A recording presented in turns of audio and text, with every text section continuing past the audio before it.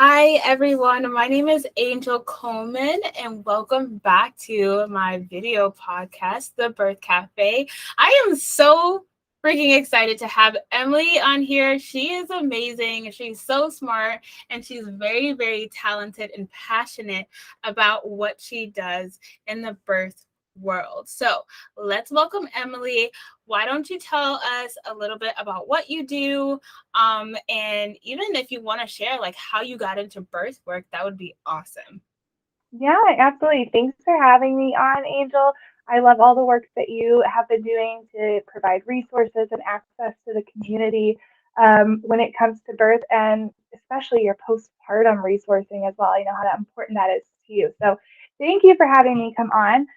My name is Emily. My business name is Serving Tomorrow Birth Services because I just believe that when we are serving families in their birth, we're really changing their future as well as the future for the generations to come. So that's kind of where that tomorrow comes into my business name.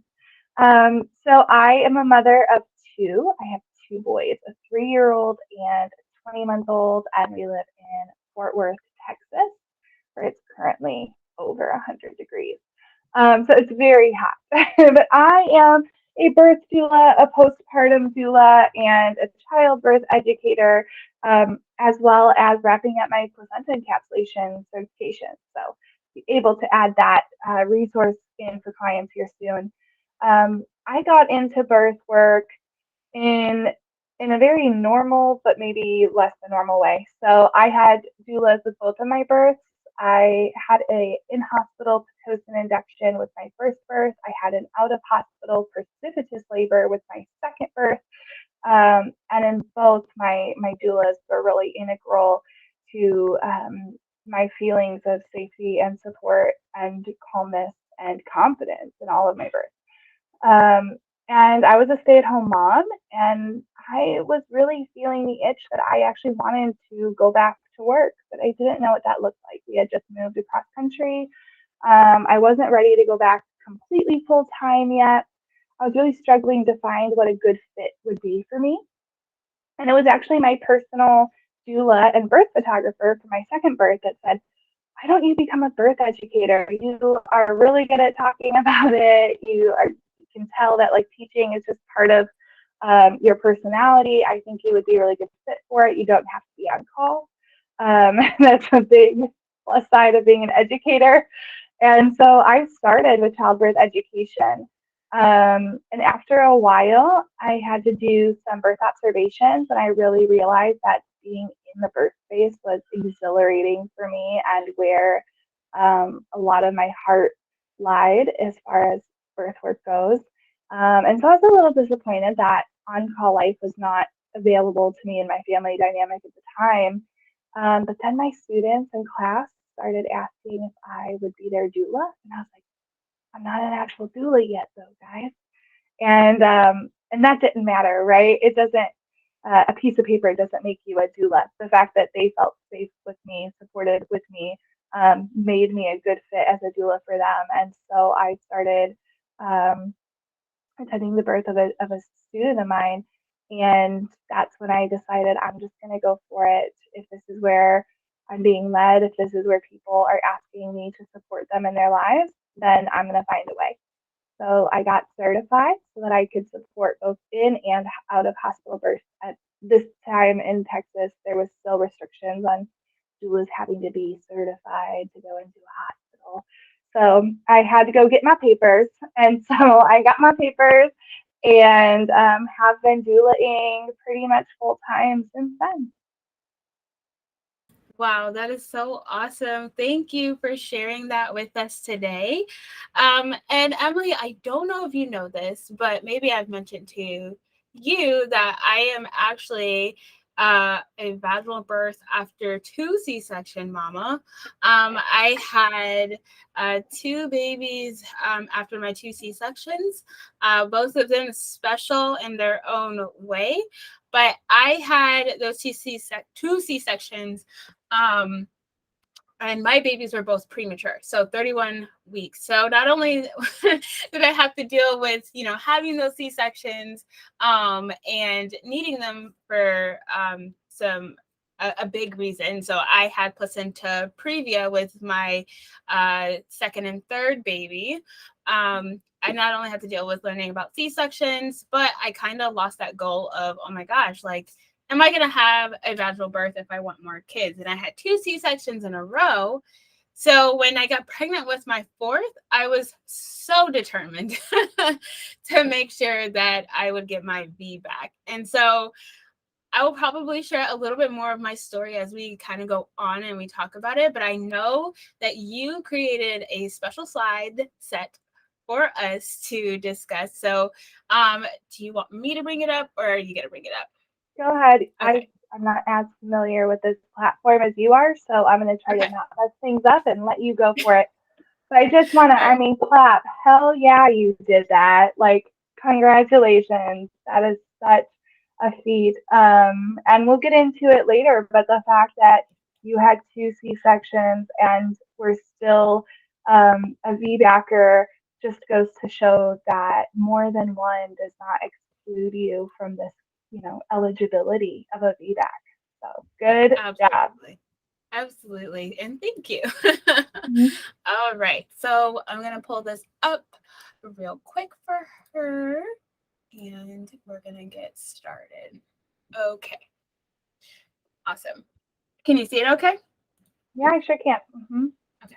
And there's one on there about me introduce myself. So we just slide past that. Okay. Okay. Perfect. All right. Whenever you're ready, do you want me to go to the next slide? Yeah, go ahead. Okay, perfect. So basically what we're going to do, what I'd like to share during our time, I could talk about this for hours, but I'm going to keep it condensed to our time frame. We're going to go through kind of the 5 things that I think can make or break your VBAC. The first, I'm going to walk you through some statistics, some background on where we are in this country right now when it comes to VBAC. I think understanding where the fear of VBAC comes from when it comes to obstetrics, like why do some providers not want to do VBAC? Where did the big scary kind of emotion around VBACs come from? When we understand the history of where that's coming from, it kind of disarms it. And then I'm also going to walk through some of the statistics on risks of VBACs versus risks of repeat cesareans. I think it's important to know both sides of the story when making your choices. We're going to go through who should be on your VBAC birth team and who should not be on your VBAC birth team. We'll talk about some options for body work and why that's important, as well as emotional work and preparing for multiple kind of outcomes with your birth and why that's also important. So if that sounds good to you, feel free to interject at any point through this, but if that sounds good to you, we can get started. Past that. That's just me. Okay. So I think the first step to deciding if VBAC is right for you and also setting the foundation for a strong VBAC experience is knowing the statistics, knowing that VBAC is safe, VBAC works, the numbers are in your favor if you choose to VBAC. So let's take a look at the history of where did this come from. So in the 1970s, in the very beginning, our cesarean rate was only 1 to 5% in this country, like super, super low. Now, is that necessarily a good thing? Maybe not. Like, we know that maybe a little bit more than 1% actually helps save lives, and so we want more than 1%. But it is well below where we are today. But then from 1970s until 1980, there was a dramatic rise in just one decade where our cesarean rate went up to 23% within 10 years. And so when we saw that happen, there was a bigger population of people who would be considered VBAC, right? So as we moved into the 90s, a lot more people were VBACing, or at least attempting a VBAC, and that peaked at about 28% VBAC rate. So that's 28% of the 23% who had a cesarean for their previous birth were going for a VBAC. But at the same time, sometimes insurance required this in the 90s. VBAC was very much the first plan of action in the 90s. But we started seeing really high rates of rupture, uterine rupture. And this is when that scar, the incision, pulls apart, right? And so in 1999, in response to that, ACOG, the American College of Obstetricians and Gynecologists, said, you can VBAC, but where you're VBACing must have 24/7 access to anesthesia to be considered within guidelines. So when that came out, people kind of panicked and everybody was like, shut it down. We're rupturing all the time. We have to have this access to 24/7 anesthesia. This is obviously a very scary thing. And the VBAC rate plummeted to about 9.2% by 2004. There were hospital bans in about 30% of the hospitals in the US that just said, we do not do VBACs. And then an additional 14% of hospitals in the US just simply didn't have access to 24/7 anesthesia. And so while it wasn't considered a ban, it was a ban because they didn't have that access and would not be considered within ACOG guidelines. So up to about 44% of hospitals were not even offering VBACs in those early 2000s. So we were having tons of repeat cesareans.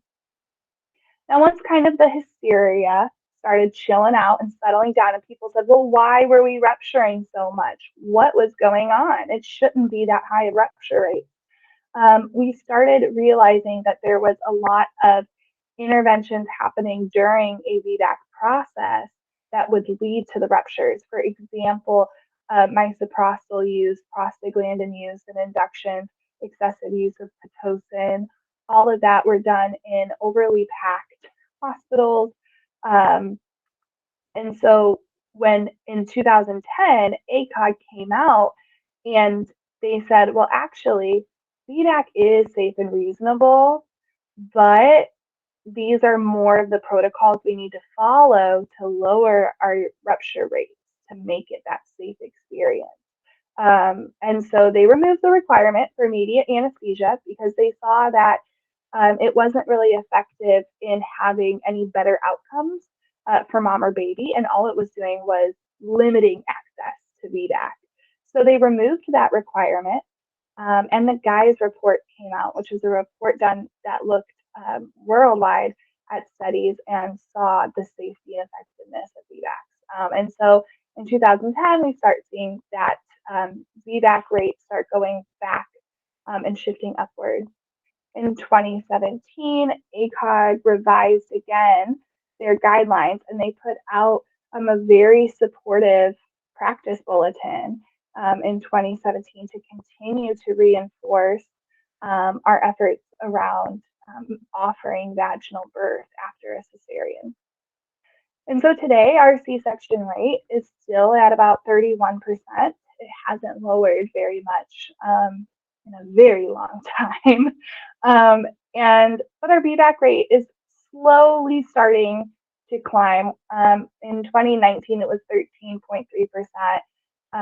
It takes a few years for CDC to come out with all of our statistics. We always have a couple year lag there, but in some places, upwards of 20% of people are going for a VBAC, planning with a VBAC, and we have a success rate of anywhere between 60 to 80% for those who do labor after a cesarean, that they are ending in a vaginal birth, which is wild when you put it into perspective that a first-time birthing person has a chance at 30% chance of a C-section, that if your provider has that 80% chance at a VBAC, that a VBACer has a higher chance at a vaginal birth than a first-time person. And so it's just crazy. You can feel even more confident after your C-section than you did with your very first baby because your stats are even higher. Yeah, that's amazing. And I know that, and I'm sure you've heard that, once ACOG releases a guideline, which they released that it's in 2010, they removed the guideline about anesthesia, and then published in 2017 about the practice of vaginal birth after a C-section. And we both know that even when they release those articles, how long is it going to take for it to become policy in the hospitals? And since that was in 2017, we may not actually see what the new rates are until 2027. So, Exactly. so we've got some time, and hopefully these rates will go up. Right now, again, she said 13% is our VBAC rate with a success rate of 60 to 80%. But there are people who still now believe once a C-section, always a C-section. So we've got a lot of catching up to do, even though in 2017, ACOG released some great guidelines on how moms can have a VBAC and what is best practice for the hospital. But again, it takes time for it to reach the hospitals and for it to become policy, right? Yeah. And in that 2017 guideline, they even mentioned about the VBA2C, that after having a second cesarean, that you are still eligible. And I think you have a lot of providers that are like, oh, I'll allow you to attempt a VBAC after one, but if you have two, I'm out. And that's not what's in the recommendation. So it'll be exciting, as you said, to see as these years play out how the calming down from the Yes. 90s and then accepting and embracing the new guidelines from 2017, 2010, how Yes. that plays out. Yeah. Absolutely, absolutely. And I know in my area, there's a lot of the doctors will let you be back after one C-section, but two, you're gonna get a little bit of pushback, and any more than that, it's an absolute no. There is one very well-known VBAC doctor here in Cleveland, Ohio. His name is Dr. Stetzer, and he is known for doing all the VBACs here. 3, 4. I think 4 is the most that he's done. So we're pretty lucky to have him in our area, who is a great advocate to do VBACs, and and he's a doctor, so he can chat with other doctors about the things that he's done. So, but man, do we have a lot of catching up to do, just like you said. Absolutely. So knowing that history, we can then take a look at the statistics. I have said the word rupture like a few times already. I think you can't get through a VBAC training without at least addressing the elephant in the room. That's what everybody is worried about when it comes to a VBAC. So let's take a look at what are your chances, and because it is a very real um, experience that nobody would want or prefer to have happen. But there's also very real risks to repeat cesareans as well. No matter how common they are, it does still have increased risks. So I just want to put out here that a vaginal birth after cesarean is simply just a labor with a normal labor with a uterus that has a scar, with the only increased risk from a quote unquote normal vaginal birth being this potential uterine rupture. But also that each VBAC that you have has protective effect on future labors and births. Meaning, once you VBAC the first time, your risk of a uterine rupture goes down for the next one and down for the next one. You're protecting your future births by having each VBAC that you have. So the risk of uterine rupture is cited anywhere from 0.4% to 1.1% of labors after cesarean. That is with the 0.4% is with a spontaneous labor.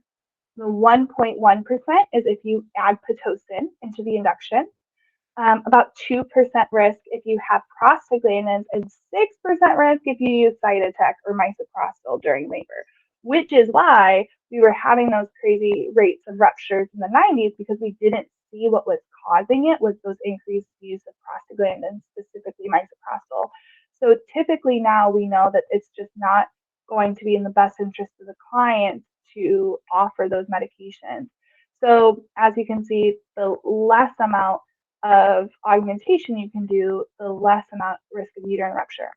Now, of the 0.4 to 1.1% of uterine rupture that you would have, of those ruptures, only about 3% actually will end in fetal death, right? This is going to be worst case scenario. This is what nobody wants, of course. So that would look like 2 per 10,000 TOLACs when the person is at term. And TOLAC, sorry, is an acronym of trial of labor after cesarean. So it is, of course, this absolute risk is extremely low. Right. And so And not, mhm. go ahead. What are you about to say? I was just going to say, not every uterine rupture is an emergency, and not every uterine rupture ends in someone dying. Right. Absolutely.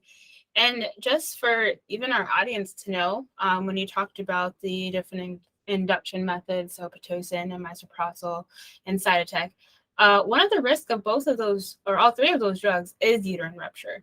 So when we kind of add that to the mix, that is why you're seeing that increased risk of having uterine rupture, because those drugs already come with that risk. So, but even still, that you can see how low those rates really are. So a very common saying we hear from a lot of providers about VBACs is two times likely to uterine rupture is what I've been hearing.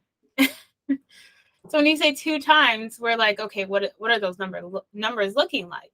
So, 0.4%, we're looking at 0.8%, So kind of putting those numbers in perspective.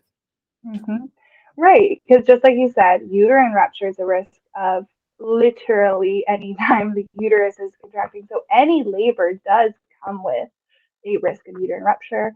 Adding these medications even to a normal uterine or normal labor is going to increase risk of uterine rupture. And there's just that marginal increase if there's a scar on the uterus because you're putting stress on it. On the bottom half of that slide, there was the risk of a repeat C-section. So with a repeat C-section, the biggest risk here, and I'm going to go through a couple that are on the slides, but the biggest risk that you would want to be looking out for is placenta accreta, which is when your placenta is actually being formed within the layers of your uterus. It rises with each cesarean. So after your first cesarean, your risk of placenta accreta is about 0.31%, which is a very similar starting risk as that uterine rupture at 0.4, right? 0.31, 0.4 are very similar risk profiles.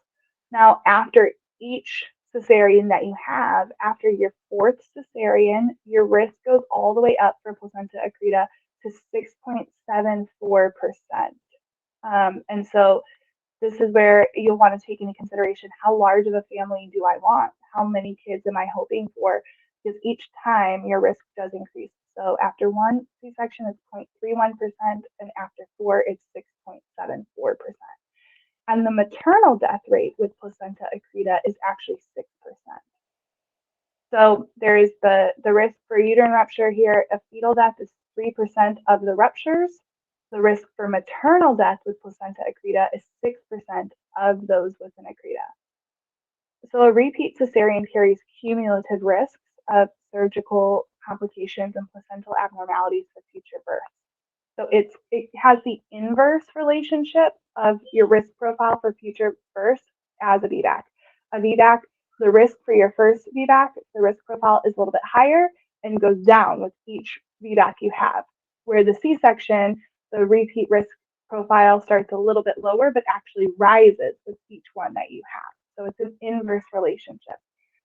Repeat C-section has a risk of hysterectomy at about 0.42%, a risk of blood transfusion, of course, placental abnormalities, other surgical complications.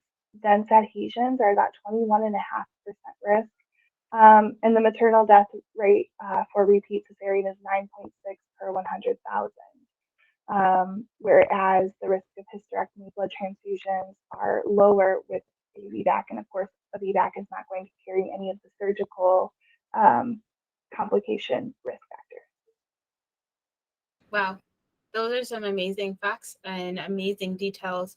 And we're not giving this information to scare anyone, but we really want to make sure that you understand all risk involved with any of these procedures so that you can make the best choice for you and your baby. That is our ultimate goal, is to be educators, and tell the truth so that you can take that truth and do what you feel is best. But these are definitely fascinating statistics when it comes to comparing both VBACs and doing repeat C-sections. And as a mom who's had 2 C-sections, I actually did. I had a repeat placenta previa with my my third baby, and I did have higher bleeding, and it was due to the C-section, which is scary. So I definitely, after my with my 4th one, I'm like, okay, we're gonna try our hardest to do this. So fascinating. All right, moving on to the VBAC birth team. Yeah. Oh, actually, I don't know if you're going to go into it, but did you mention the different incisions as well? Or are you Yeah. going Uh-huh. So we can, so there are different types of incisions. So most people, if you look at your cesarean scar, most people are going to have that low bikini line superficial scar. But what's important is knowing what your uterine scar is. And so the safest scar would be one that is a horizontal scar. If you have vertical or T-line incisions, your risk of ruptures will be higher. So it is important to have looked through your op reports, and have that information as part of your decision making on what does your risk profile look like with either of these births. And then, of course, the type of suturing. Staples, like, I don't know if anybody is still using staples anymore. They shouldn't be, but if they are, ooh. But doing that, double layer stitching is really great. You want a nice, strong uterine repair if you do have a C-section. Absolutely. Absolutely. All right. So, for who should be on your VBAC birth team, the accessibility to VBACing, your options, your likelihood for success can vary wildly depending on who you surround yourself with. So let's get into the difference between tolerant or a supportive provider. A VBAC tolerant provider may have restrictive policies on gestational length. You can VBAC as long as you give birth before your due date, or as long as you give birth before 41 weeks. Otherwise, we're going C-section. If they use the VBAC calculator to determine eligibility, can you use the VBAC calculator to maybe get some information for your own? Could it be a good piece of conversational tool? Sure, maybe. Should it be a black and white? You can VBAC, but you cannot. No. And if your provider is using it in that way, then that would be a sign that they're not truly supportive of VBAC. If they only lead or ever talk about the risks of VBACing and don't talk with you about the risks of a repeat C-section, they're not supportive. If they use the term TOLAC exclusively, which is again trial of labor after a cesarean, if they keep using that, well, we'll let you try the labor and see what happens, they're probably not as confident in the process as they need to be to support you, especially if variations of normals come up in labor. They're like, well, you tried, it's just not happening. If they will not induce you as a VBAC, they're not following the evidence. If they work in a practice with non-supportive partners, then that is going to lower your likelihood of success, especially if you are with a rotational practice where you might not get your VBAC supportive doctor or midwife on shift. If somebody else is going to have the potential of coming in and not supporting you, then that's maybe a person that you want to reconsider. Or if they are really insistent on growth scans or weight restrictions, BMI, things like that, if they are scared of big babies, especially on VBACs, then they may not be the most supportive provider for you. And then what does a VBAC supportive provider look like? That their first encouragement is a VBAC. That's what ACOG recommends, that you are offered that first. So they should be leading with the success and the health benefits of a VBAC. As long as their cesarean rate is actually lower than average, especially their primary cesarean rate. They should know their VBAC rate, and we should want it somewhere between 60 and 80% success and above 20% of who attempts it. So we want to be in those optimal ranges there. But they support being past due and not having the restriction on how many weeks you get to. That they will induce if needed instead of saying you have to go into spontaneous labor or you're automatically a C-section. There's a middle of the road here where we can safely induce if needed, that doesn't make you have to have a C-section. That they value your individualized care and values. That's where the VBAC calculator misses the mark. The VBAC calculator is trying to make you a math equation when we are human beings with history, with a story to tell, with values. And we want our provider to take that in consideration over just numbers that we can plug in and try to estimate. And that they encourage you hiring a doula. If we want to lower cesarean rates, this is one of the easiest, most accessible ways of doing that. And your provider should be fully on board. That would be a great supportive VBAC provider. Absolutely.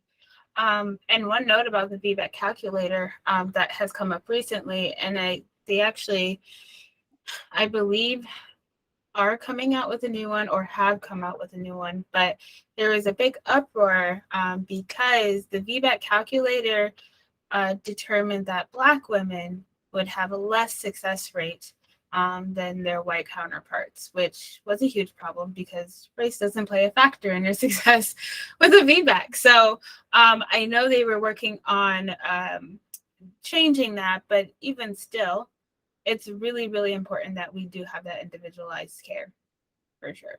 Absolutely. Yeah, you could have a whole nother podcast on how racism plays part in the medical industrial complex.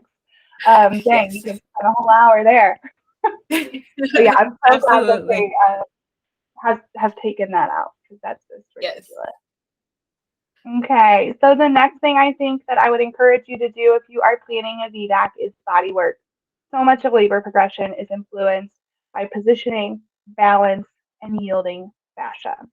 And so some of the body work that I would consider, there's 3 pieces of body work that I would consider putting into your prenatal prep before a VBAC. This is really any birth. I encourage all of my clients, but especially a VBAC, and especially if your first VBAC was due to potentially like failure to progress, and then when you had your cesarean, you found out the baby was asynclitic and posterior. This is never to place blame on anyone or their bodies, or it's your fault that your baby was in that position. Sometimes babies do what baby's going to do. But we know that incorporating these 3 things into your practice and your prenatal care is going to set you up with a higher chance of an optimally positioned baby. And that would be chiropractic care, specifically done by a Webster certified chiropractor, pelvic floor therapy. Friends, I think we're starting to get a little bit more on the pelvic floor therapy postpartum train and like accepting that we need that and in postpartum. But ladies, like if you're having a baby, do this before the baby. We have so much pelvic floor dysfunction in our country, so much overtense pelvic floors. And I think when we use our like pelvis models in childbirth education, and we are only showing the bony structures that baby has to navigate, we forget to emphasize how much muscles baby also has to navigate, and how the muscles and the fascia and the ligaments of your pelvic floor actually have to be really soft and yielding for baby to be able to come through that too. And pelvic floor therapy prenatally is going to help, number one, identify and then give you treatment options so that your pelvic floor is really healthy, balanced, and well for this baby to come through. And last is massage therapy. Massage therapy is more than just self-care spa day. I need it to relax. Truly, over time, as you get massage on a regular basis, your muscles learn from that chronic stress how to decompress. And when we have our muscles being nice and relaxed, we don't have any out of balance, either elongated or stretched muscles. We also don't have any that have constricted and are now shorter. then they need to be pulling our pelvis out of alignment. But also, yes, it feels really good. Releasing is a good stress relief. It helps with our parasympathetic nervous system, being able to regulate our stress response. So if you could take 3 types of body work, I could encourage you to do like a million other ones too, but these 3 would be my top 3. Fantastic. Yeah, thanks. And I'm going to add a couple of links to Spinning Babies as well, so you guys can take a look at that.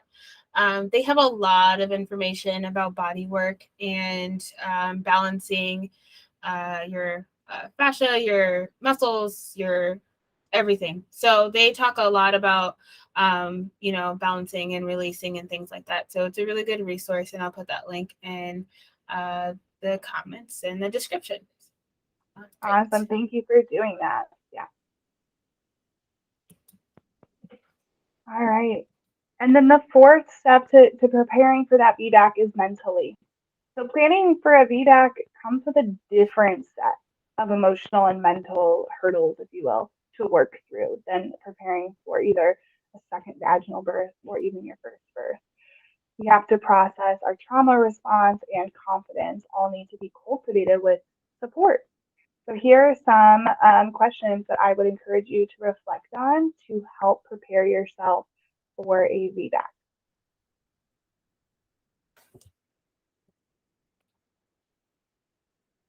So we want to reflect on that first story. When I work with VBAC clients, I find so often that they are comparing or projecting their first birth or their cesarean birth onto what's to come with this next birth. And so part of processing your birth story is we want to identify what went quote unquote wrong. What was the reason for the cesarean, right? How did that feel in that moment when you went from either pregnant and then having to plan a cesarean or laboring and then ending in a cesarean? How did that feel? What emotions did you feel? Can you identify those now? You're allowed to love your baby and grieve parts of your birth. Both things can exist, right? But we have to acknowledge that. And I think so many people feel like they just have to be so grateful for their cesarean because it's often spun back to you as this was just the only way to save your baby, or this was just your only option. Like for your kids, placenta previa, yeah, that's a very legitimate reason for a C-section. Baby is not coming out with the placentas in front of it. So how did that feel, And so you don't have to necessarily, you have a different set of emotions to work through than laboring 50 hours and ending in a C-section. So everybody just needs to identify what emotions did I actually process when it came to choosing cesarean birth. Also, what did you love about your first birth? If you have a lot of birth trauma, it can sometimes be helpful to see if you can identify anything that was positive at all. Because it helps you to identify, what is within your control too. So we have to be able to learn to control what we can control and release the rest, right? When we're processing our birth, what was within our control, what was not within our control, and then coming up to this next birth, again, what is in my control, what can I do? And again, that's your body work, your provider choices, your place of birth, all of those things are what you can control. How labor actually plays out is not always within our control. How is this story different? So getting to that breakthrough point of leaving your cesarean birth to be its own experience and letting this birth be its own experience. And lastly, what support do I have this time? Making sure that if there were gaps in support, whether that was via I didn't have a doula before, or maybe you had the best doula ever, and so that's a consistent piece of care, but maybe it was the provider where the gap of support was, or maybe it was your partner where the gap of support was. Identifying if there was any gaps of support and who and how can you surround yourself with even more support this second time around. I encourage that question for any type of second, third, fourth time parent because every time you have another child, your level of support just increases. Your need for support increases. regardless of it, you had a vaginal birth and this is just your second child, let's look and make sure that if there were any gaps of support for your first baby, we have even more for your next one. Awesome. And the last part of prepping for that VBAC is planning for all of it. So we want to make birth plans for a spontaneous labor. We want to make birth plans for induction. And we want to make birth plans for family-centered cesareans. Just because you plan for something does not increase the likelihood of it happening. So just because you walk in with a good piece of paper, well thought out family-centered cesarean plan does not mean you just jinxed yourself into having a cesarean.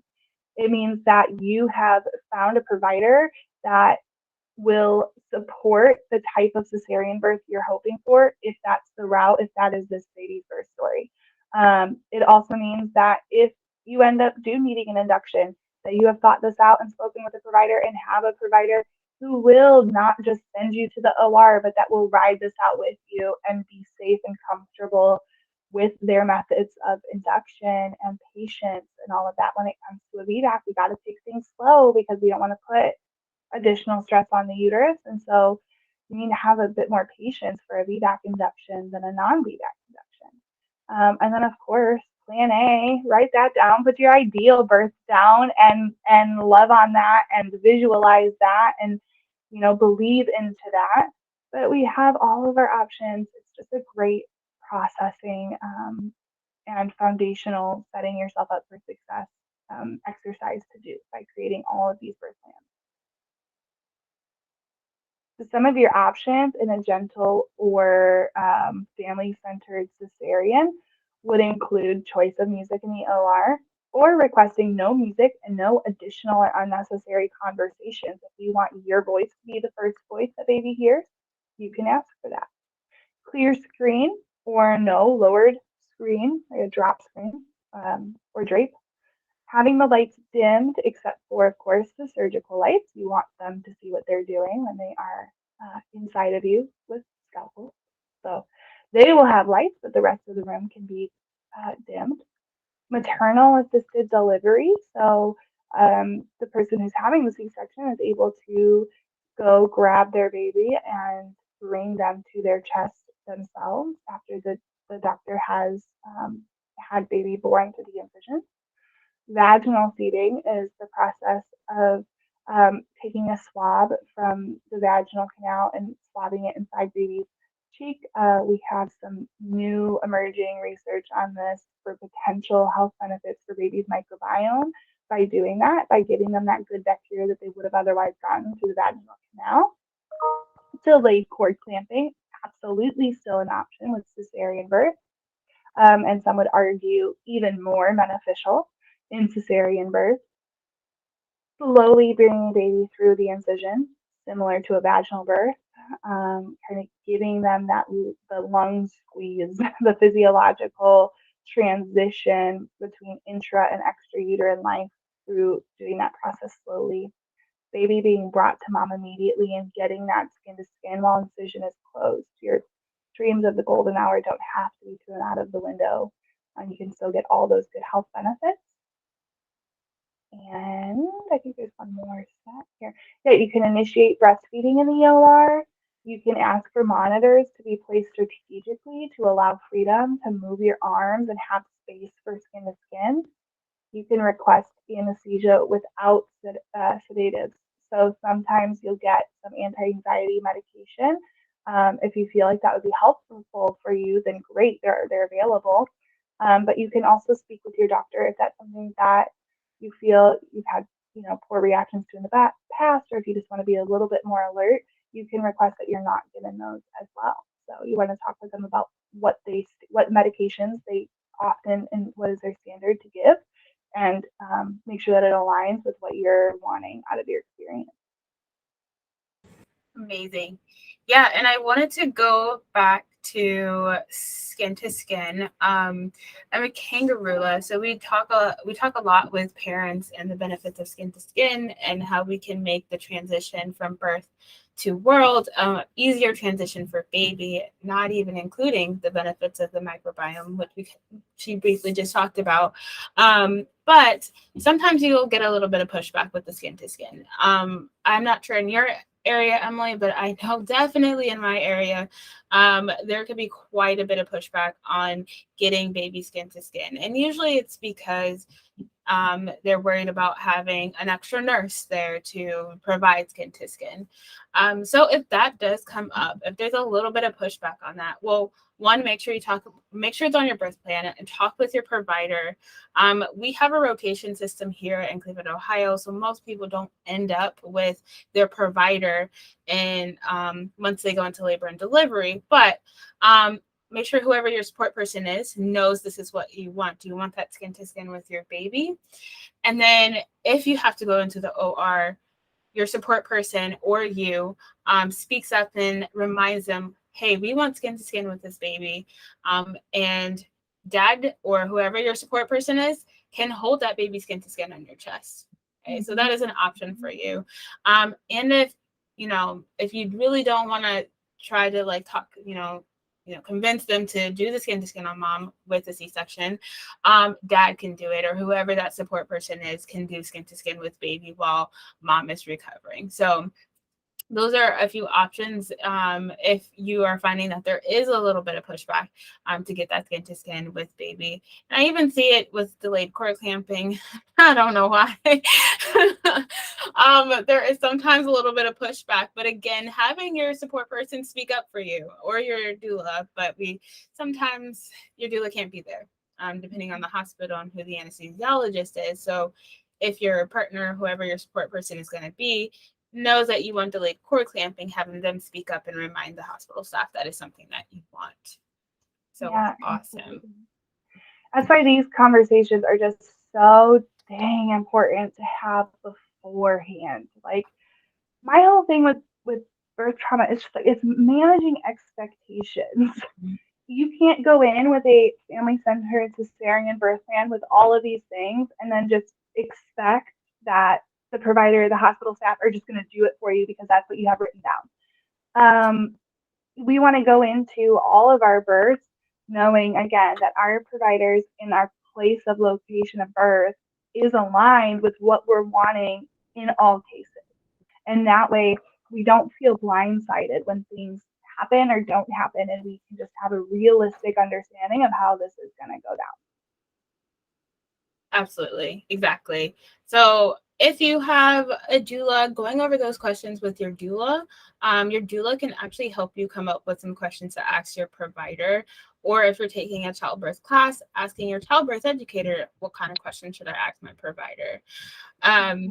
And one topic that I wanted us to kind of talk about was, and this could also be a whole nother podcast, but I know we could both cover it briefly. But if a mom wants a home birth and she's a VBAC mom, what are some suggestions that you would offer her if that's what she wanted? Yeah. So, as far as official recommendations, in ACOG's practice bulletin, if that is what holds most weight for you, you will see that it does say that home birth would be a contraindication. So that's what the official ACOG recommendation is.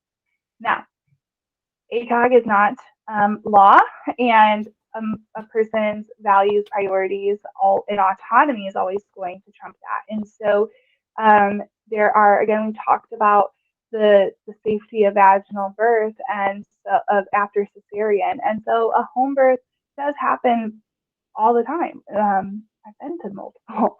So Yes. what I would encourage you to do is finding your midwife and making sure, number one, that they are experienced in vaginal birth after cesarean, that you have plans in place for transfer, which of course, if you're home birthing, is going to be a part of your care. If you're being cared for by a good, thorough midwife, there will be talk about what happens when do we make these types of calls, where do we go, what does that process look like for a transfer. And then, encouraging you to also be aware and understanding of what the signs of a uterine rupture would be, and your midwife that she can right off the bat when you're interviewing that she can just verbalize those right away. You don't want to be her first VBAC client probably. So making sure that she is also well versed in the signs and the markers of that, being confident again in your safety, and same thing, having your body work, doing your mental emotional prep, planning for all of your options. But yes, both certified professional midwives and certified nurse midwives will sometimes accept VBAC clients at home. Absolutely. Yes, absolutely.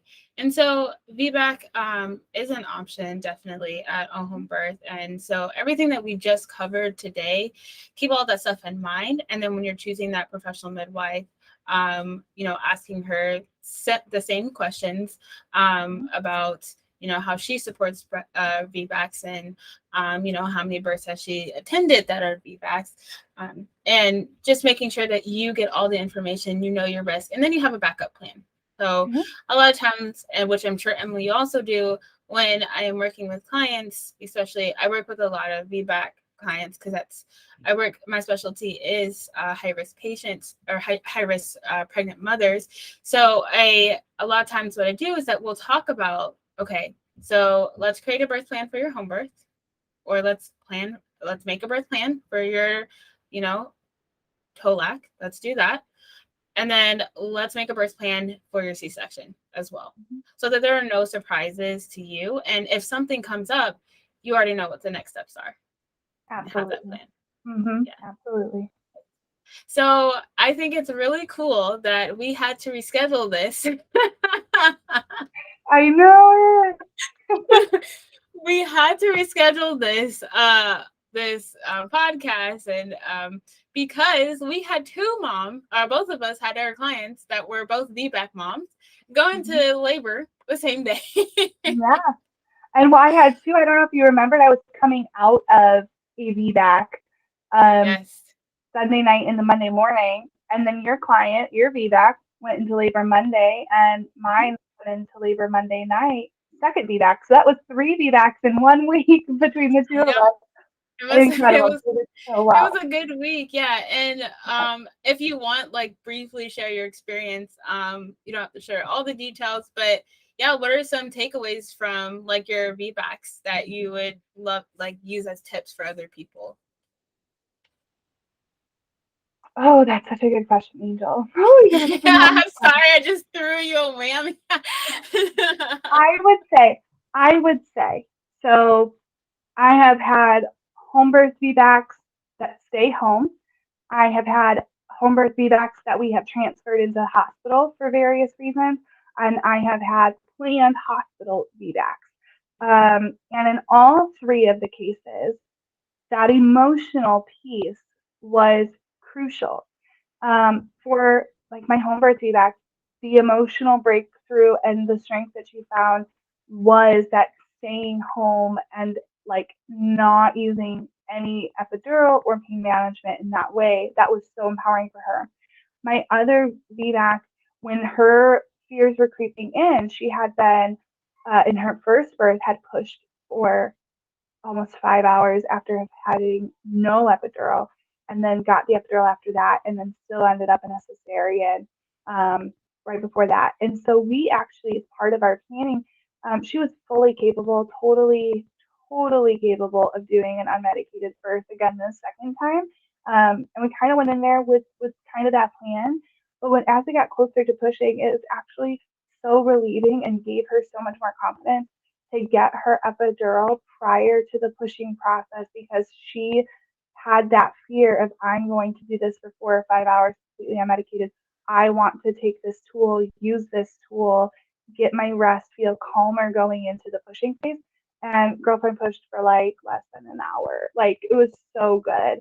And so I kind of learned in each of these births that identifying what is the biggest roadblock for you, what can come up that's going to be your biggest roadblock, what tools do we have to be able to overcome that, so that you have your pathway to success. So Yeah. really, that would be kind of my biggest takeaway. What are you most scared of happening again? Yes. And what can we do? What is actually within our control to work around that? Not being afraid to use all of the tools that we want or need, but knowing that you can do this and that the numbers are on your side. You are Yeah. most likely going to have this feedback. I love that. And that is so true. And it's so important. I feel like if you don't take anything out of this whole entire session that we've done today, that the mental and emotional work is probably going to be the most important thing. Um, Mm-hmm, Understanding what happened in your previous birth and how you mm-hmm, can prepare for even the possibility of that happening again. So that mental and emotional work, definitely important. And if you have a doula, working through those things with your doula.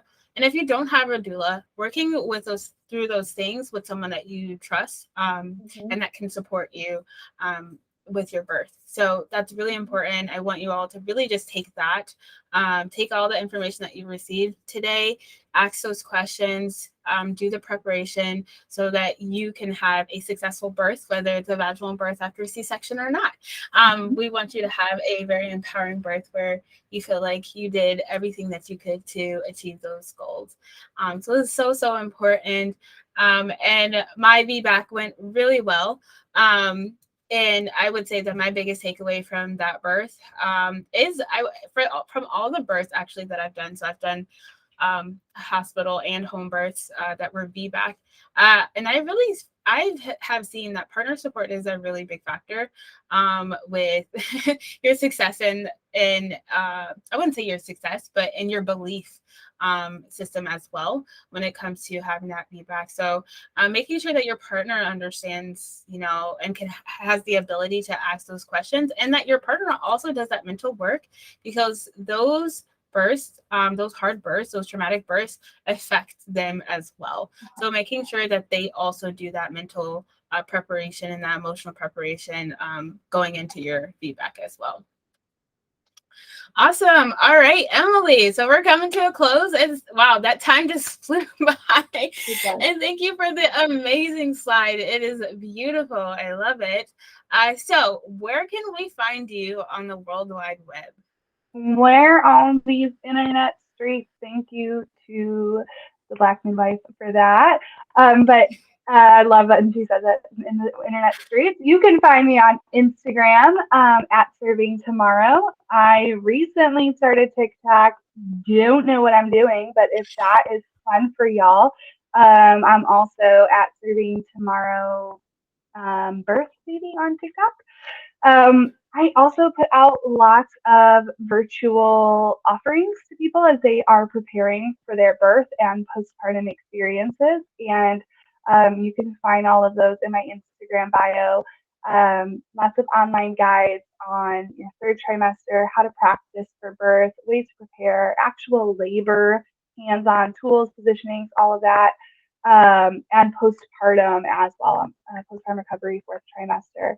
So definitely check out those guides. And I do offer virtual support as well. So again, I'm in person in the DFW, Texas area, but maybe you don't need a doula or don't have the means for a doula, and you just want some virtual support informationally, emotionally, somebody to just check in with, every month and have in your corner.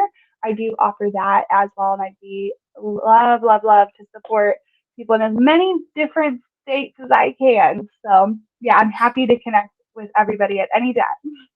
That's awesome. And I'm going to link her information in the description below so you guys can find her on Instagram, TikTok, and she has an amazing Oh, and beautiful website that you can also check out.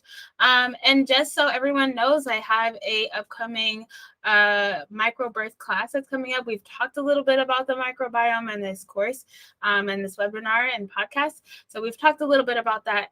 That's going to be June 18th. So if you guys are interested in learning more about, the microbiome of your baby and how we can use birth as a way to set your baby up for a long-term health, you guys can check that out, and I'll put the link in the description as well. So again, thank you, Emily. You have been amazing and so informative. And we shall see everybody else later. Sounds good. Bye, Angel. Thanks for having me. Bye.